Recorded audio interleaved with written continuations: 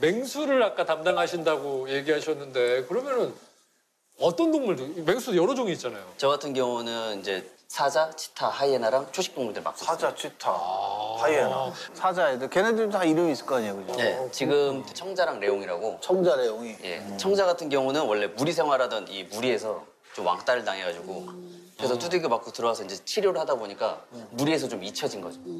그리고 합사를 하려고 했는데 이 개체가 청자라는 애가 저쪽 무리랑 무서워서 못 가는 거예요. 그러다 보니까 이제 자연스럽게 혼자 있게 됐고 레옹이라는 친구는 태어나자마자 이제 좀 물려 죽여가지고 다른 친구들이 그래서 얘만 혼자 도망쳐 나와서 혼자 또 단독으로 개체가 생활했었는데 이제 두 마리 다 아무래도 사자가 무리 생활을 해야 되는데 혼자 있다 보니까 스트레스가 많잖아요. 그래서 이제 저희가 합사를 해주자. 그래서 뭐 같이 놀잇감도 넣어주고 최대한 이제 얼굴 좀 마주 보면서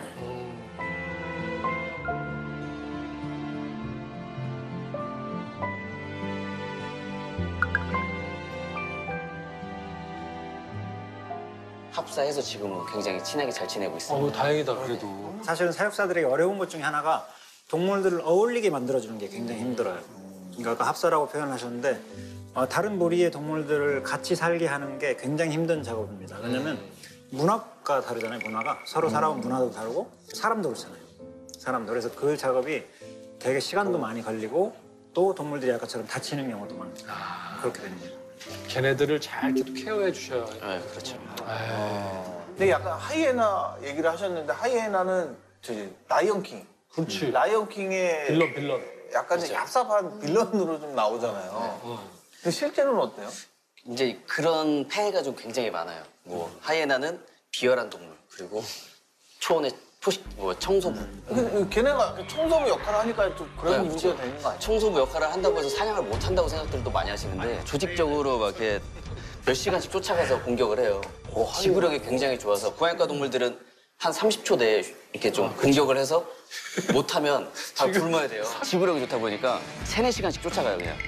그러다 이제 물에서 떨어지는 한두 마리를 공격해서 먹이를 사냥하죠. 이거 막상 진짜 나중에 동물원 오셔서 하이에나를 이렇게 자세히 보시면 굉장히 똘망똘망한 눈망울에 굉장히 귀여워요, 진짜. 동물에 대한 뭔가 이미지가 한번 씌워지면 그게 그냥 무섭게 가더라고요. 혹시 그럼 예쁘게 생긴 동물들이 미화되는 경우들도 많잖아. 근데 알고 봤더니 성격이 너무 더럽고 그런 애들 있을 거 아니에요. 그런 애들이 있습니다. 미아가 너무 된 동물 아주 가까이 있죠. 토끼. 그래요? 토끼가 토끼는 굉장히 우리 좀 싸울 때 굉장히 쌀벌하게 싸우는 애들이거든요. 예를 들면 점프를 탁 뛰어서 일단 상대편의 얼굴을 한번 걷어차고 그다음에 2바퀴 돌아서 착지를 탁 하면 이제 털이 펑 뜨고 한 애는 이렇게 쓰러져 있어요. 실제로 정말 잘 싸우는. 키워본 사람들은 알거든요. 이 쫙 청소를 해놨는데 번식기 때 그냥 수컷 2마리가 바다다닥 쳐서 점프해서 파파팍 한 마리 탁 쓰러지고 한 마리 탁 쓰러지고 진짜.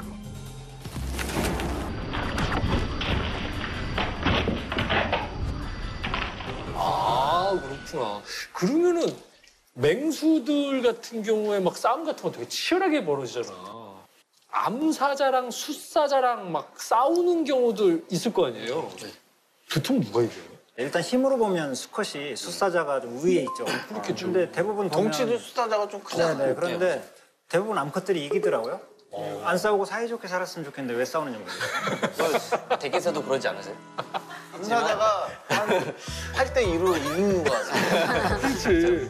왜냐면 숫사자가 잘못한 게 많을 거야. 걔네들도 지들이 몰라서 그래서 잘못한 게 많을 거예요. 그리고 아니면 우리 그 아이들을 보면 다 구분이 좀 되세요? 보통 저희 다 구분 가능하죠. 쉽게 생각해서 제가 예를 들어 말티즈를 키워요. 그럼 애견 카페 가면 말티즈가 많지만 제 애기는 딱 보일 거 아니에요. 그치. 저건 내 말티즈다. 그런 개념으로 생각하시면 될 것 같아요. 그게 이제 개체를 파악하는 게 굉장히 중요하거든요. 누가 누군지를 빨리 익혀야 사육사들이 개체 관리를 해줄 수가 있어요. 그렇겠죠. 우리 이제 지문처럼 이제 호랑이는 이제 줄무늬의 모양이 다 다른데요. 네. 네, 나중에 보시면은 이 줄무늬가 조금 다르다 이걸 느끼실 수 있을 겁니다. 이 줄무늬가 똑같은 애는 하나도 없구나. 네. 없겠죠. 판다 같은 경우가 오히려 구분하기 힘들어요. 그렇겠네요. 판다는 약간 판다는 있으면 누가 암컷인지 수컷인지도 구분하기 힘들 정도 됩니다. 왜냐면 판다들은 태어나서 만 2년 정도 살 때까지는 암수 구별이 거의 안 돼요. 왜냐하면 보통은 이제 동물들이 이제 외부 생식기를 보면 수컷, 암컷을 알 수도 있는데 판다는 외부 생식기도 보이잖아요. 그래서 보통 이제 만 3살 정도가 돼야 수컷들의 이제 고환이나 조금 나오기 시작하는데 그 전에는 똑같이 생겼죠. 개체 구분하기도 쉽지 않은데 이제 그런 느낌으로 알게 됩니다. 그럼 아까 물범 이런 애들도 딱딱 보면 누군지 알겠어요? 네, 저희도 점박이 같은 물범들은 이제 점의 위치들이 다 다르기 때문에 알 수도 있고요. 또 코나 눈이 조금씩 크기도 차이가 나고. 눈빛만 이렇게 딱 봐도 얘들이 지금 뭘 원하거나 뭐 당연히 뭐가 모르시겠지. 불만이 있거나 이런 걸 다 아시는 거예요? 당연히 아시잖아요. 알 수 있죠. 이제 완벽하게는 알 수 없잖아요. 사람도 사람 마음을 잘 모르는 것처럼. 그런데 동물들도 기분이 좀 안 좋아 보인다, 화가 난 것 같다, 배가 고픈데 뭔가 짜증이 나 있어. 이런 요구사항들을 느낌으로 이제 사육사들은 알 수가 있죠. 원래 이제 동물들도 기분이 좋을 때 사실은 표정이라는 게 있거든요. 물론 이제 어떤 사람들은 표정이라는 건 사람들의 전유물이다라고 이제 표현을 하기도 학자분들 하는데, 뭐 그런 네네, 얘기하시죠. 학자분들이 그런 표현을 하기도 하는데 사육사들은 동물들의 표정이 분명히 있다고 말씀합니다. 이제 그런 표정들을 읽을 수가 있는데 기분이 좋을 때 나쁠 때 행동들이 좀 달라집니다. 그 기분을 보고 얘가 오늘 컨디션이 안 좋구나, 얘가 좀 나한테 오늘 적대적이구나 하면서 저희가 관리를 해주고요. 또 다른 예로는 또 수의사들은 아무리 봐도 괜찮은데? 라고 생각을 하지만 사육사들은 이제 느낌상 평소랑 다른데? 라고 생각을 해서 이제 진료를 이제 좀 디테일하게 의뢰를 하면 뭐 어디가 아픈 게 이제 빨갛게 보일 수도 있다든지 아니면 백혈구 수치 같은 게 이제 증가를 해서 몸에 이상이 생긴 거를 이제 사육사의 촉이나 또 이런 제일 정확하시겠지. 반응으로 알 수가 있죠. 걔네 막 삐지고 그래요? 삐지죠. 네. 삐진 거 알겠어요, 보면은? 삐지면 알죠. 예. 사자나 호랑이나 이런 친구들은 이제 어쨌든 얼굴에 시린 게 바로바로 티가 나요. 그래서 봐서 사람들 찡그리잖아요. 네. 그래서 하면서 소리도 당연히 소리가 나오고 좋을 때는 이제 호랑이 같은 경우 아시겠지만 프루스텐이라고 이 소리가 나요. 프루스텐? 프루스텐이라고 이제 입에서 이렇게 친근감이 표현이에요.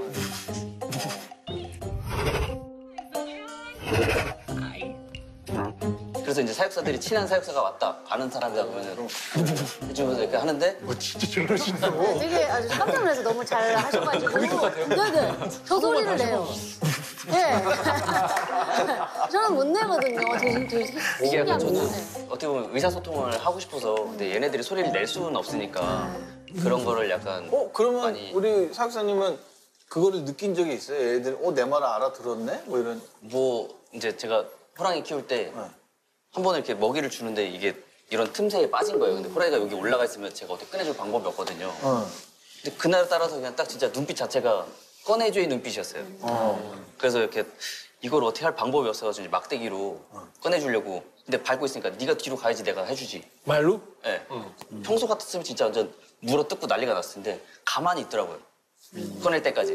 꺼내서 주니까 물고 가고 이렇게 피하고. 하지 말라는 건데 꼭 하시는 분들이 있죠. 그쵸. 뭐 동물 깨우는 거는 다반사고 관람차 두들기시는 분들도 굉장히 많으시고 아니, 그런 분도 굉장히 많으세요. 그 뭐였더라? 이번에 막 그 산 같은 데 가보면은 곰 출몰 지역 표지판 같은 거 막 써있고 그러잖아요.